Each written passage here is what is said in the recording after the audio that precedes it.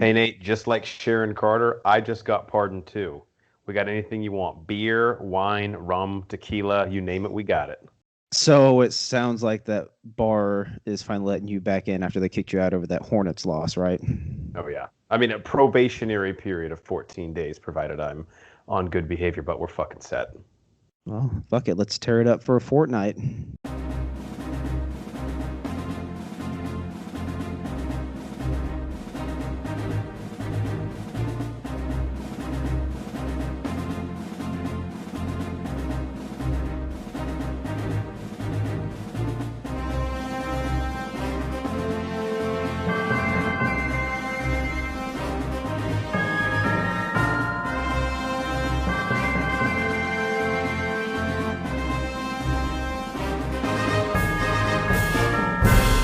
Welcome in to the Bro 4 Squad podcast, where we are just a bunch of bros drinking beer and watching TV and movies. This is our review of The Falcon and the Winter Soldier, Episode 6, the Season 1 finale titled One World, One People, and I am your host, the Mayor, Jeff Hornacek, joined by the American hero Nate Thurmond to review this TV episode on the 4 Squad criteria that we review all of our TV episodes on, which is the acting, the story, our favorite scene, and then since it's a finale, we normally do theories and questions.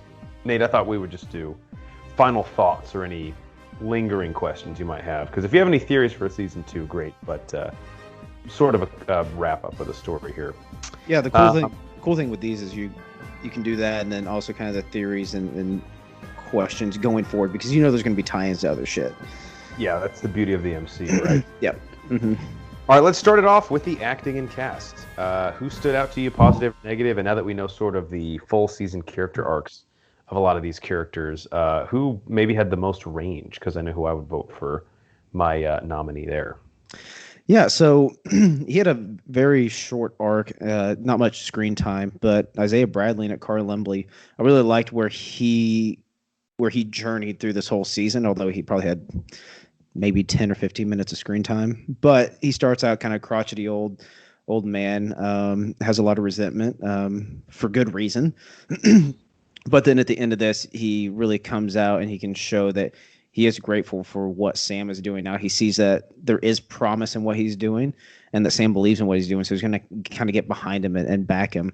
I thought he did a great job of that. Very, very emotional near the end as well.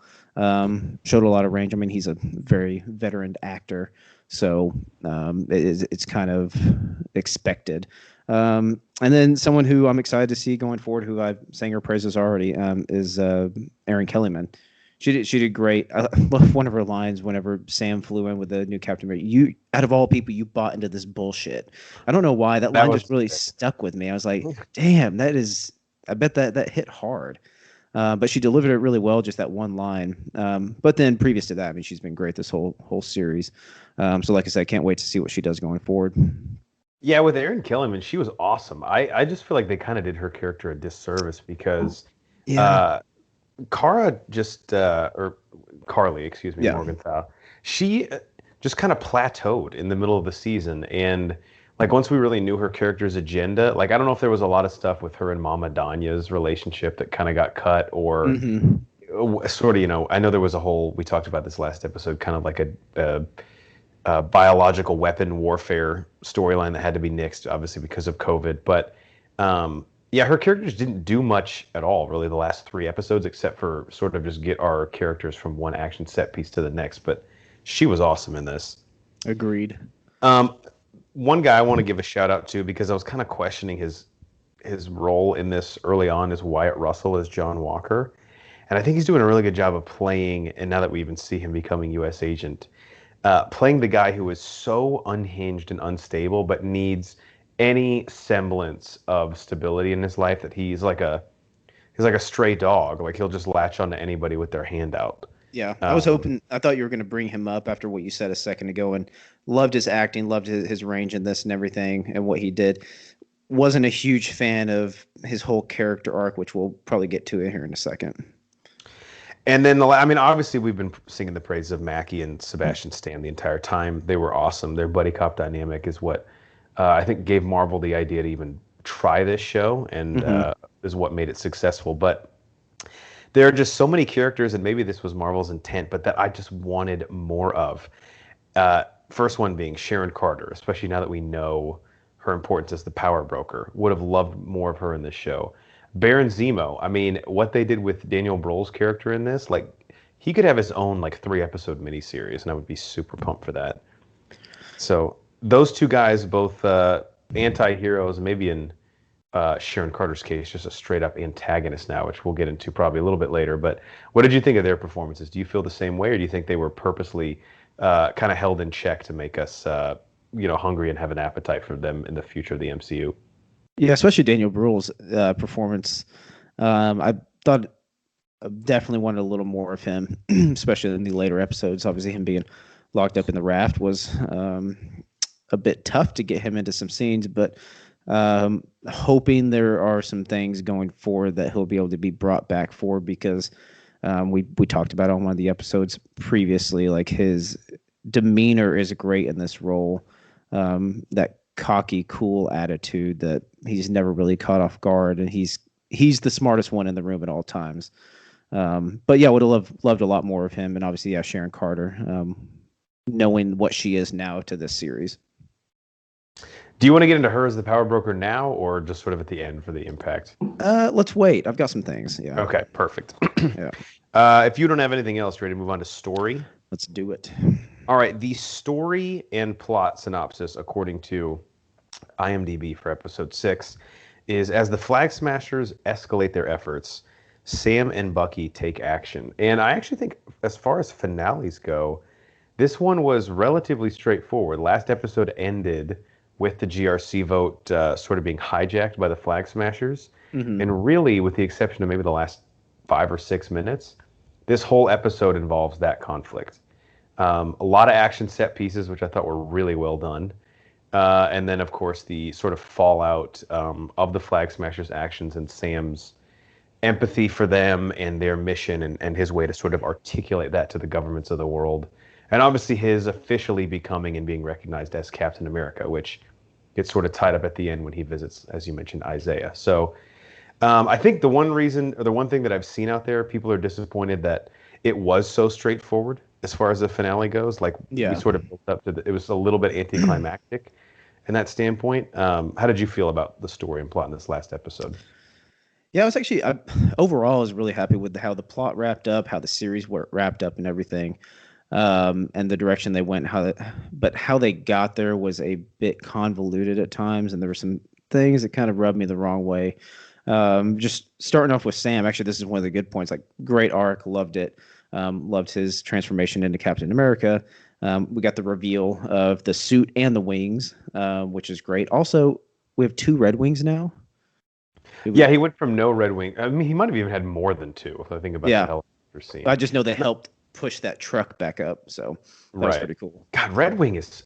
I went from thinking he, like, in the comics, he's an actual Falcon who Sam has telepathy with. Yeah. That was never going to work in the movies. It's so stupid. The drone thing I was hesitant about. In this episode, or this series, I guess, I'm like fully on the Red Wing train. He's badass.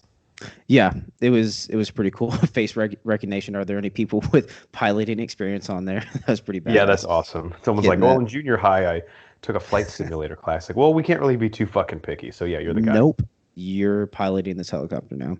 But yeah, that was great. Power broker reveal was kind of lacking too. Just like, now I'm trying to think of the guy's name. George Saint Pierre. Yeah.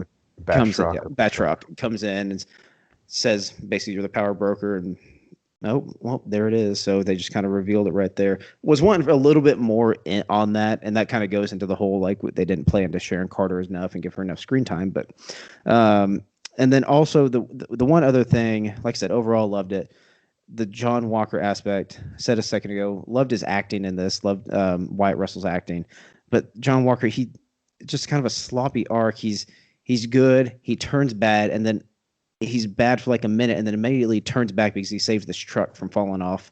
Right. Falling off and killing these, I don't know, senators or rich people or whatever.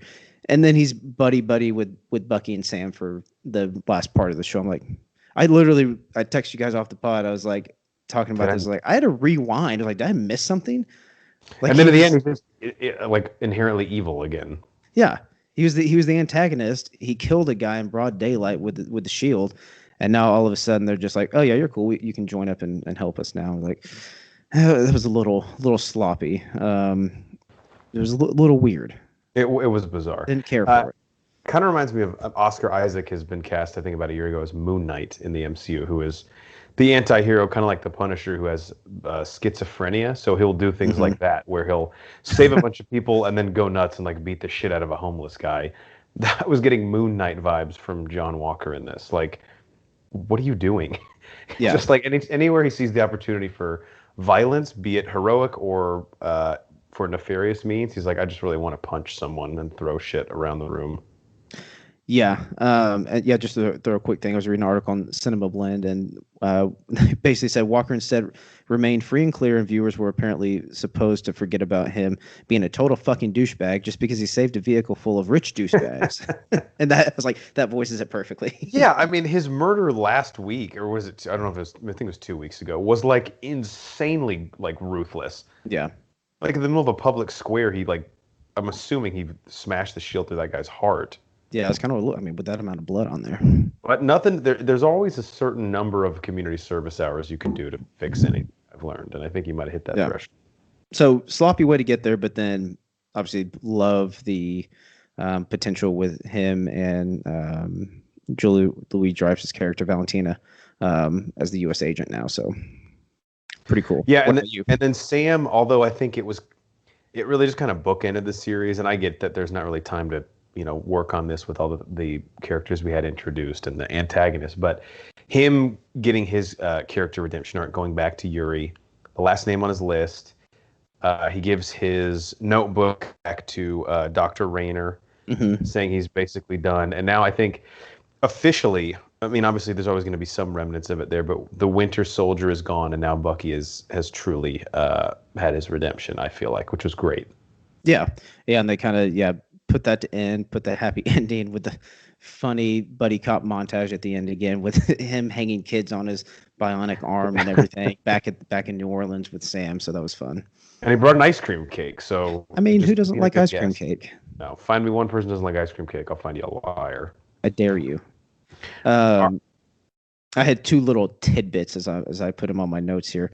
So just random stuff. Bucky used his left hand to talk on the phone, which is kind of weird since earlier he said he was right-handed. Another one he forgets about his left hand. Correct. Anything going on there? I never use my offhand to talk on the phone. But I know it's like that's sticking out. And then Sharon Carter, cool, using the bionic face shield, electronic shield, whatever, for the face, which I haven't watched Agents of S.H.I.E.L.D., but I've heard they're a big thing in that. Yeah, and then even in Winter Soldier, it's used a little bit. That's right. Black Widow uses it to impersonate one of the members of the World Security Council. That is true. Typically in movies like when Mission Impossible has done it, I'm like, that's so fucking cheap, dude. Don't do that. But I didn't mind it. They used it like sparingly here. It wasn't like like you thought she was some other character for like 20 minutes. Yeah, that's pretty good. Cool. I didn't really have much more else for story. So that is about all I had there. All right, best scene. Again, this was all kind of like one big action set piece chopped up in a few pieces, and then we have the little cherry on top at the end for all the characters, the Sam with Isaiah Bradley, Bucky getting his redemption, the Sharon Carter piece, John Walker becoming U.S. agent. Out of all that, what stood out to you in this last episode for your favorite scene? It's one that I touched on earlier with Sam, Isaac, and Isaiah.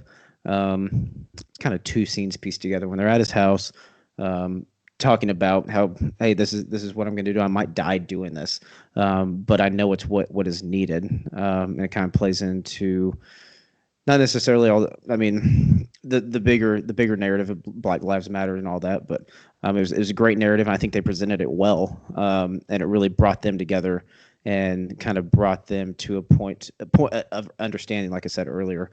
And then going to the museum, seeing the statue and everything, very touching moment. And then maybe giving a little insight into Isaac becoming Patriot with him being there as well. So that may have been like a little semblance there, a little sneak peek of something going forward. But that really wrapped everything up nicely there at the end. Like you said, from all the action scenes, kind of cooled it down with that. It was a nice transition to the end of the series. Yeah, I totally agree. Like, perfect way to end that episode where it was all kind of an adrenaline rush, and then we can take a deep breath and have a really well-earned character moment. And just as an aside, I know a lot of people have brought this up. Marvel has to be setting up, maybe not this phase, but the next one, Young Avengers, because they're just introduced too many of them. I mean, Iron Patriot in the Hawkeye series, we're going to get Kate Bishop. We have Isaiah Bradley here, Cassie Lang, Ant-Man's daughter. I mean, they're all around. Morgan, Tony Stark's daughter, becoming Ironheart. Like, it's all over the place. My favorite scene, it's funny, I actually wrote down the exact same thing. The Isaiah Bradley tribute at Cap's memorial. Yeah. Which, again, we'll get into the end. Like, where the fuck is Cap? Is he alive? Is he dead? Everybody keeps making jokes about it. On the moon. Exactly. So that was really well done. And I was kind of confused, although it didn't really matter because it still had the same meaning and effect. Did Sam get that put in for Isaiah? Or had that always been there and he was just like, I want you to know people actually do appreciate the contributions you made to the country? My take was that Sam got it put in for him. That makes sense. It previously had not been there. Yeah. Okay, good. Because I'm sure, well, maybe not. Maybe Isaiah hadn't been to Cap's memorial. I don't blame, because he kind of fucking hates the whole super soldier program. Yeah, he doesn't want to think about that shit at all. I doubt he's been around it. Good for Sam then, getting that done. Absolutely. And then I just want to give an honorable mention. We touched on it a little bit earlier, but the whole action set piece part, my favorite was the use of Red Wing with Sam as helicopter rescue. It's crazy how Marvel has done, like, between all their 22 films and now their 2 shows, probably like close to 100 action set pieces, and they continually find ways to sort of do something a little bit unique and cool, and that was one of them. Just like you said, them scanning people to see who had any helicopter experience. And then Sam obviously having a really cool combination of, now he's mastered his jetpack and wings as the Falcon, and on top of that, he has a vibranium shield. Yeah. It's just like a fun. Yeah, that's a great point, saying like all this filmography they have out there, and they're still coming up with new stuff.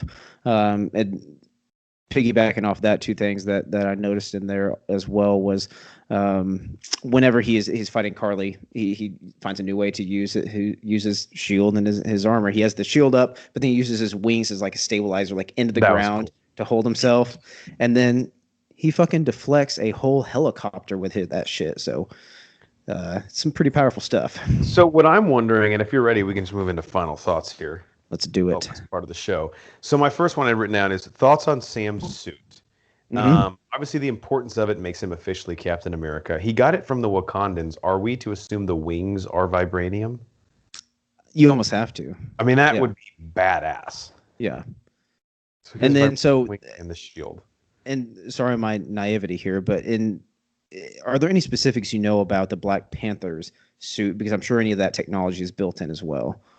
Yeah, the only thing I know, and it wasn't on display, but it certainly could be, is that his vibranium is energy absorbent. So his sister made it to where the more damage he takes, he can release these like almost like EMP blasts, which in Infinity War he uses them a lot to like fuck up the Black Order.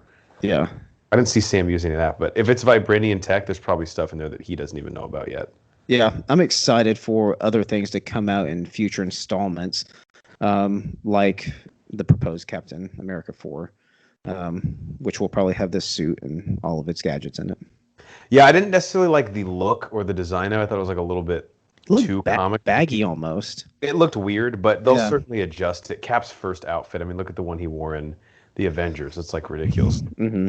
So they'll clean it up. But the mere fact that he had it on and him being Captain America, I think it was genius of Marvel, because obviously the way Endgame ended, I mean, you could just have him be Cap, but they thought, hey, what about this really cool 6-episode through line where he has to kind of earn it in the public eye? Yeah. It was done really well. What else do you have? That's a good segue into another final thought here, and we were talking about this off pod. Like I said, I'll reiterate, overall thought great series and everything. thought it could have been a 2.5 hour movie. I think there was a lot of fluff built in there. And yeah, I thought we could have just got this knocked out with another movie instead of 6 hours or however long it was. Yeah, I mean, if we're being honest, like I get what it does for character building, and that is sort of the point of these shows, right? Is we get to hang out with these characters more and learn about their backstory. But pretty much all of Sam in Louisiana ends up being sort of irrelevant here. I mean, it's nice for that color and background, but them going around to banks to try and get loans and being unable to save the boat, like, I'm not complaining necessarily because I think it was well done and added a lot of depth to his character. But yeah, I mean, when you look back on the grand scheme of things, it probably wasn't necessarily to the story they were trying to tell. But yeah, I mean, obviously, you got really good character development with Sam, a little background on Isaiah, Bucky, obviously with his resolution of his book, and then the reveal of Sharon Carter. But I mean, like we were saying, like Zemo and some other characters, there wasn't too much built up there, so I think it could have been done in a movie. But regardless, really like the series. Yeah, speaking of Sharon Carter, we briefly touched on it, but your thoughts on her being the power broker? So Marvel sort of did this. She was obviously on a lot of people's radars. Yeah. I didn't know if they would do that with Peggy Carter's niece. I mean, Peggy Carter's obviously like a hero in the Marvel universe and ends up marrying Cap, as we find out. But I did say that I thought she had a reason to be fucking pissed off at the world. Are you underwhelmed with that? Do you think it just makes sense? And obviously the potential going forward, there's sort of a three-pronged approach here to her being revealed as the power broker. Yeah, so I thought the reveal was a little weak. I think it was a little too obvious. People saw it coming, but honestly, at the end of the day, in my opinion, I still don't think she's the power broker. So jump it to the post-credit scene. She's on the phone with someone right after, telling, That's true, "Hey, yeah. we're gonna have access to this. We're gonna have access to this." I still think she's just a part of the system. I still think there is someone above it, whether it is Contessa or it's someone else that we don't know yet. And the other thing, she never really confirmed when Batroc was there, when Carla was there and said, "Oh, you're the power broker." She never really said yes, or she confirmed it. She kind of just accepted them saying it. So I think that may be a loophole that they're going to use going forward to not make her the power broker. She could be, but just that phone call and her not accepting it is kind of lead me to decide that I don't think she is. Yeah, that's very interesting. I'm fine with it either way. I think I've told you guys this over text. It's an interesting thing to do because, to my recollection, Sharon Carter will now be the first protagonist in the Marvel Cinematic Universe to switch to become a villain, essentially. I could not think of another one off the top of my head. I mean, unless you count like Hawkeye becoming Ronin for a little while, killing people. Yeah, this will probably be it if it does happen. Well, I mean, she still will be an antagonist regardless because she's involved with the power broker. Yeah. Yeah, for sure. And I wonder if her and Allegra DeFontaine will cross paths later or will be working together, because it sort of seems like they're approaching the same exact thing in this series, but from two different angles. Like they have very parallel goals that kind of work together. And Allegra DeFontaine has the great line to John Walker, like, "Things are about to get weird." Shit's about to get weird. Yeah, I just took 2 shots in 30 seconds, so I'm either gonna throw up or black out. Maybe both. Who knows? We're gonna find out. We'll see. But yeah, it'll be exciting going forward because obviously Allegra DeFontaine is supposed to be showing up in Black Widow. I believe so, yes. And then I think it's kind of setting up for her to be in Captain America 4 as well now, which I think we talked about a couple episodes ago. Marvel has big plans for her. They're not just going to drop Julie Louis-Dreyfus in here and not have more screen time than they've given her right now. Correct. I was actually kind of surprised we even got her a second time in this series, because the way Marvel operates, they like to play out some of their big bads, and she was kind of set up perfectly. Drop in, I'm here, I'm nefarious, I'm in the background. But I think they did it pretty well with her and Walker at the end. Yeah. And my third thought, I'll just ask you this. What did Walker as U.S. agent in the comics, he becomes a straight-up villain for a little while, and then kind of an anti-hero, and then sort of more of a hero at the end. I feel like he's going to get used and abused here. I don't think that's going out on a limb. I don't know when and where it will take place, but this guy's going to pop up. I mean, clearly soon in some project or some phase 4. What do you think? No, I think that's a good point, and I'm 100% behind you on that because you even saw it in this series. He constantly battled with trying to do the right thing, but he was torn. I think some of his past experiences in the army played into that. But ultimately, I think he wants to do the right thing. But he gets kind of caught up in the moment in his rage. And now with the serum, like exponentially building whatever personality he has, and making it more intense, it's going to lead to an interesting dynamic. But yeah, he could be all over the place. Like you're saying, he could be a hero, villain, anti-villain, because that's how it's kind of played on the comics. And obviously getting caught up with Louis Dreyfus' character, it leaves a lot out to question. Yeah, he's like the kid with the older brother who's a really bad influence. He's like, I just want to be cool, man. Whatever. That's kind of what it is. I'll smoke pot with you. That's fine. Yeah, but then we're gonna tell on you the next day. Exactly. Like I want to play both sides of the fence here. But yeah, like you said, he's dangerous because he has the serum, and when he gets out there, he kind of blacks out. Like if someone looks at him wrong, he might just snap at him at an Aldi's and break their neck.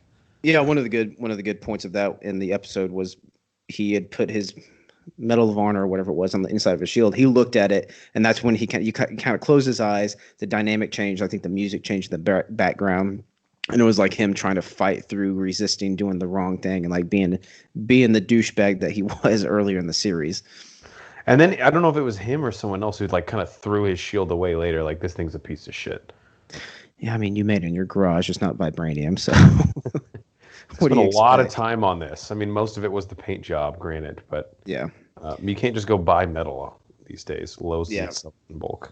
The last thing I had, and the first part of this is kind of funny, but it goes down the plot thread of Zemo. So I had a 20-second theory that got literally blown up at the end. The super soldiers are getting in the truck, getting ready to go to the raft. One of the military guys there says, "One world, one people," or whatever they're saying is. And right at that point, I was like, "Oh shit! I wonder if they're going to the raft. Maybe they're going to get in with Zemo. He's going to reform them and turn them into the Thunderbolts." And then they blew up. So, that would have been cool. But regardless, I'm still that curious. Old guy that fucking killed him? You know, Zemo's butler. Oh really? Yeah, apparently I didn't make that connection. Zemo's butler was the one. So I still kind of want this to happen. I saw there was like 2 trucks. Maybe one got blown up. Yeah. And Zemo can still, because there's got to be something Zemo does here after this. When the truck blew up and they showed the profile of an old guy, for a second I thought it was Steve Rogers. That would have been awesome. And then the camera panned around and I was like, oh no, this guy's like much closer to death than I Man, that would have been the great Steve Rogers cameo that we were looking for. Yeah, he just goes fucking psycho and went to a Radio Shack and bought a bunch of remote-controlled bombs. Remote-controlled bombs. I know if someone's at home like, you can't buy bombs at Radio Shack. I know that you can buy remotes, though, okay? Yeah. That's the joke. Also, they're bankrupt, so... So joke's on them, really. Yeah, trick's on you. It's free enterprise. So, yeah, I'm just interested to see what happens with Zemo at the raft. I was hoping that was what it was, and... like I said, I'm going to hold out hope that one of the trucks got blown up and he did get some of the super soldiers, even though he's adamantly against the super soldiers. So, yeah. I mean, I've been talking about, I'm wrong about all my predictions always, but it's fine. I'm going to keep making them. I've been saying General Ross is going to pop up and stuff for like a year and that the Thunderbolts are going to be introduced, and they just haven't done it. So it's coming. He is in Black Widow. He's in the trailer. If it doesn't happen there, I might just have to put that back in the sheath and find a new theory. Because just put it back on the shelf. We'll pull it back out later. I'll wrap it up in some tin foil and we'll come back. Fine. Yeah, we'll heat it up. The only other thing I had, typically before we do our reviews, I like to watch some like Easter egg videos or things that I missed on YouTube. There's a lot of people that do really good breakdowns. I didn't see any of this. I didn't get a chance to watch any of that yet. But do you have a theory on Steve Rogers? I think the entire time in this series, almost annoyingly at times, they were so non-committal on where he is, and even more so than that, who knows his fate? You have to assume Bucky and Sam know what his status is, right? Yeah, I would think so. And I think I said this on the last episode or the one before that. I thought this was going to end and kind of leave a thread for them going to find him to maybe ask questions or had something they needed from him. It didn't happen. They've got to know where he was at. But that was honestly kind of one of the things that didn't really pay off. They made two references to, oh, people think he's on the moon. So you were like kind of getting down that rabbit hole thinking maybe they're going to introduce him. But he's got to come back as an old man at some point. Bucky and Sam have to know where he's at. Just didn't play out in the series like I wanted it to. Right. I mean, it was funny for a little while, but now they didn't do so much of a point to where like, oh man, it like ruins the show where he is. It was like one joke the first episode, and then one joke the last episode, and that was it. Yeah. I don't know. Hopefully we'll find out soon. I'm totally cool with that being Cap's arc. I mean, it'd be fun if Chris Evans popped up again in some small cameo role, but I am kind of glad that he didn't show up at the end here because let it be Sam and Bucky's story, and let's not take the attention away from them. Kind of the way Spider-Man: Homecoming ended. I'm glad Iron Man wasn't a part of the finale of that. Definitely agree. That's all I got. Do you have anything else? That is a wrap. So overall thoughts on the series, like would you recommend it to someone, and if you would there be a caveat, or would you just say, hey, if you're a Marvel fan, this is definitely something you'd enjoy? If you're a Marvel fan, you definitely need to watch this. I wouldn't put any caveats with it. Like I said, I was just a little disappointed with some of the things that happened in here. Article I read put it really great. They said there was a lot of tell and not show. Like you didn't see a lot of stuff, but then they explained it, and that kind of left some mystery to it. But like I said, overall, where Marvel is going as a whole universe, you need to see the series. Yeah, I know it's kind of an apples to like steak comparison, but how does this stack up with WandaVision for you? WandaVision, I felt like had a higher ceiling but a much lower floor in the sense that its highs were quite a bit higher than this show, but the ending left me really wanting more. This show was just very, very consistent week to week. Mm-hmm. Yeah, WandaVision was swinging for the fences, and in the aspect of the whole series, it really paid off because the concept was just awesome, and I love the way they did it. But just the ending was a little lackluster. It's really funny to say it's comparing apples to steaks to two Marvel series, but it really is true. It's in the same universe, but they were so drastically different. But yeah, they were both good in very different ways. And then one thing that's going to be even more zany, and I actually think this can end up being the best of these three, but we get Loki in about 5 weeks. Love it. June 11th with Owen Wilson, Tom Hiddleston. Owen Wilson action. Oh yeah. Wow. I hope he says that at least once. That's one of those casts that I feel like is going to play off. I feel like I've heard people say it turns out well, but it's one of those, it could be a big hit or miss, but I'm super excited for it. I mean, it's weird he's in the MCU because to me, he's Owen Wilson. You know what I'm saying? Yeah, 100%. Throwing Vince Vaughn in there next. Yeah, can you imagine Vince Vaughn popped up in the MCU? I mean, I'd love it. Don't get me wrong. Put him in anything. That'd be awesome. But, all right. Well, thank you guys so much for checking out our reviews of The Falcon and Winter Soldier. Great show in the end. I think Marvel's 2 for 2 for sure with their Disney Plus entries, and we're excited to see what they do next. We will actually get Black Widow, I believe, before Loki, so I think that one will connect very close. I believe the same week, June 7th or 8th, I think. Black Widow, I think is it July? I think I looked it up earlier today. That's the only reason. Yeah, you're right. I'm probably wrong. I'll edit that out. No, I won't. We don't edit shit. No, we don't. All right, for the American hero Nate Thurman, I'm the mayor Jeff Hornacek, and we are the Bro 4 Squad podcast.